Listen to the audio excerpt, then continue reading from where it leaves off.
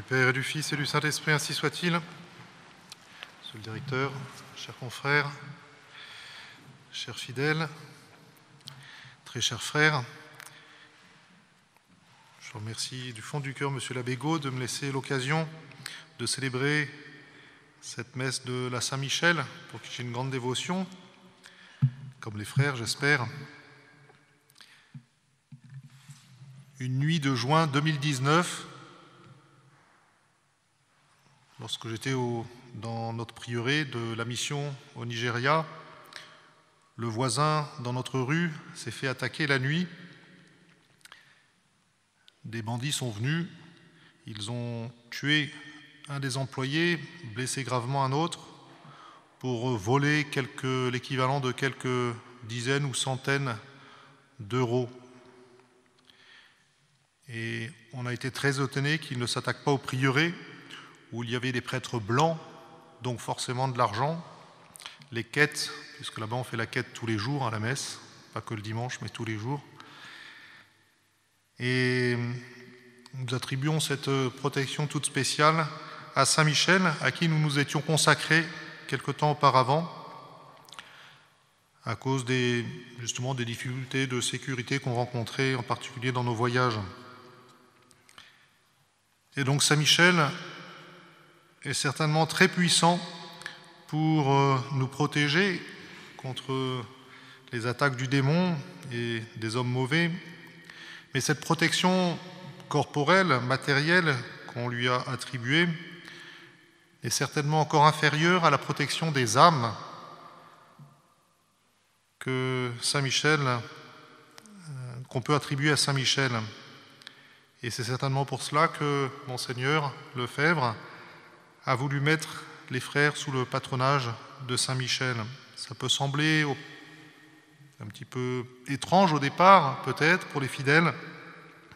Saint Michel, ce grand archange, chef des armées célestes, qui a jeté Satan en enfer, est-il un modèle pour les frères qui sont censés être des auxiliaires discrets dans la fraternité Saint-Pédis? C'est mal comprendre le plan du bon Dieu. En effet, Saint Michel est cet archange que le bon Dieu a choisi pour vaincre le démon, mais n'oubliez pas que son nom veut dire « quis ut Deus ». Le démon s'était révolté contre Dieu. C'est un péché d'orgueil que le péché de Satan, qui a refusé de non serviam, qui a refusé de servir, de se soumettre au bon Dieu. Et la réponse du bon Dieu, c'est justement Michel, qui veut dire « quis ut Deus », qui est comme Dieu. Saint Michel rappelle qu'effectivement, même le plus bel ange n'est rien, une poussière en face de l'infinie majesté du bon Dieu. Et c'est toute la leçon que nous apporte Saint Michel, une leçon justement d'humilité. Et c'est certainement pour cela que pour vous, chers frères, comme pour tout catholique, Saint Michel, mais encore plus particulièrement pour vous, est certainement une belle leçon d'humilité. Si vous voulez marquer l'histoire de la fraternité Saint-Pédis, l'histoire des âmes, eh bien, soyez humbles. De même que Saint Michel, par son humilité, a marqué l'histoire des âmes, eh bien, vous aussi. Vous voyez, le curé d'Ars, le Padre Pio, dans leur humilité, sont bien plus efficaces que les plus grands orateurs de Notre-Dame ou les prêtres qu'on invite sur les plateaux de télévision aujourd'hui. Et donc je voudrais aujourd'hui vous inviter à cette belle vertu d'humilité, à combattre l'orgueil que nous avons tous au fond de notre âme. Nous avons tous ce mauvais penchant, cet appétit désordonné de notre propre excellence. C'est la définition qu'on donne de l'orgueil, l'appétit désordonné de sa propre excellence. Il est bon, il est légitime d'avoir une certaine fierté des bonnes choses qu'on fait, mais dans l'orgueil, il y a justement un désordre. Cette fierté est trop grande. On aime trop ce qui paraît bon en nous. Il y a différentes sortes d'orgueil. Le premier, c'est de s'attribuer ce que Dieu nous donne. Et là, c'est une grande faute vis-à-vis du bon Dieu, puisque bien souvent nous avons beaucoup reçu. Si vous êtes là aujourd'hui, c'est parce que justement le bon Dieu vous a donné beaucoup de grâce, beaucoup de talents, et ce serait une grave erreur de penser que ces talents viennent de vous. C'est la première erreur de l'orgueil. Saint Paul nous le rappelle. Qu'as-tu que tu n'aies reçu? L'autre danger, ce serait de s'attribuer ces talents, ces bonnes choses, grâce à nos mérites.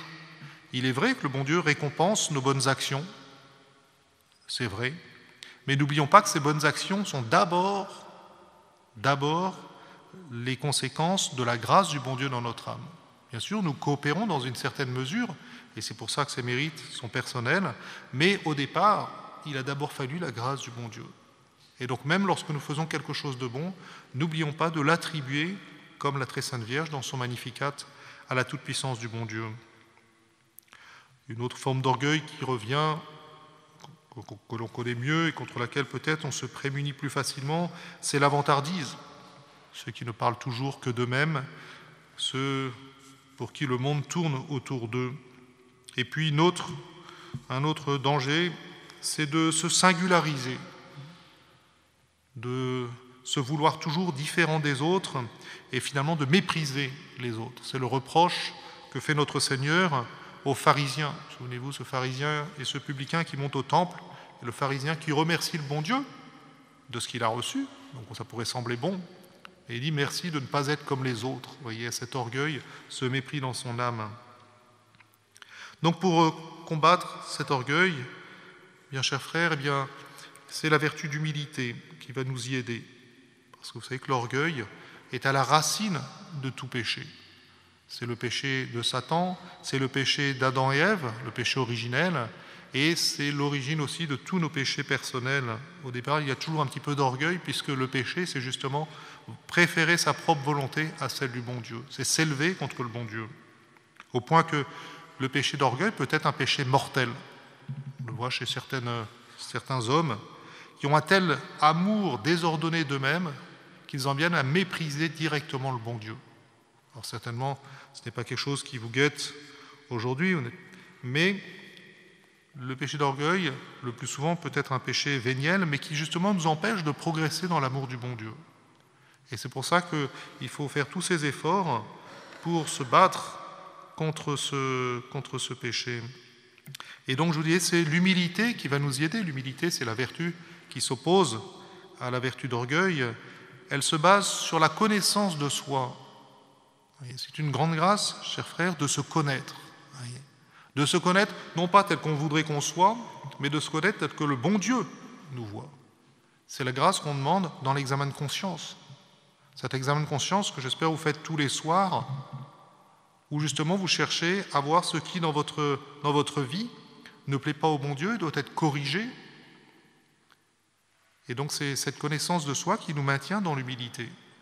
Connaissance de soi par l'examen de conscience quotidien, et puis bien sûr la confession régulière, la confession hebdomadaire qui vous permet justement de bien connaître l'état de votre âme à la lumière de la foi pour justement bien petit à petit vous corriger et grandir dans l'amour du bon Dieu.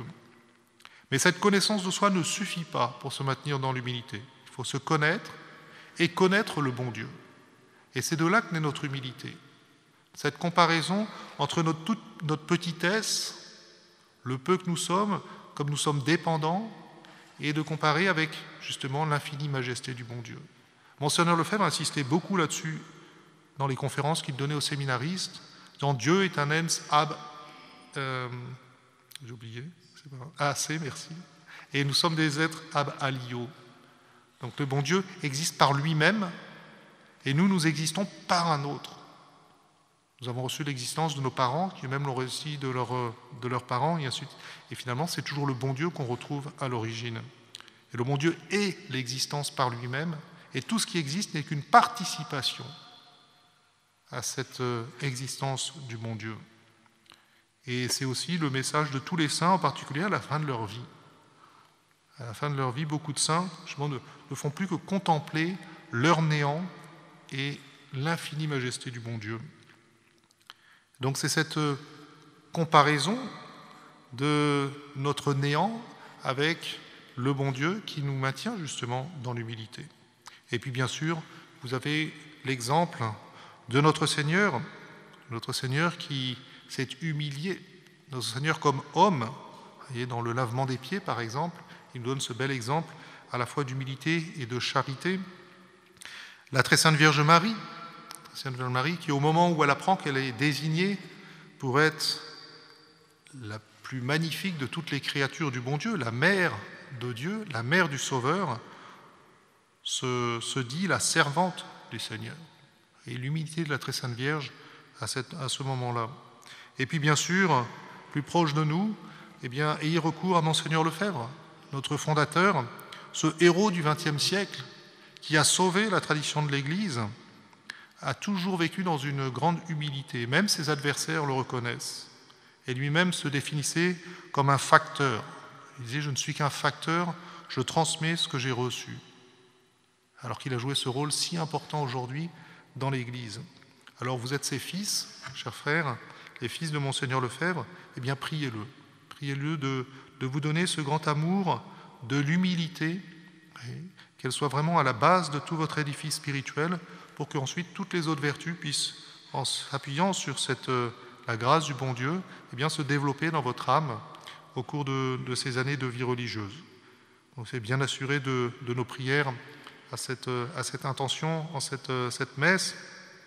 Et je vous souhaite d'avoir la même fidélité que notre fondateur à vos vœux pour vous sanctifier et ensuite sanctifier les âmes qui vous seront confiées par la Providence. Au nom du Père et du Fils et du Saint-Esprit, ainsi soit-il.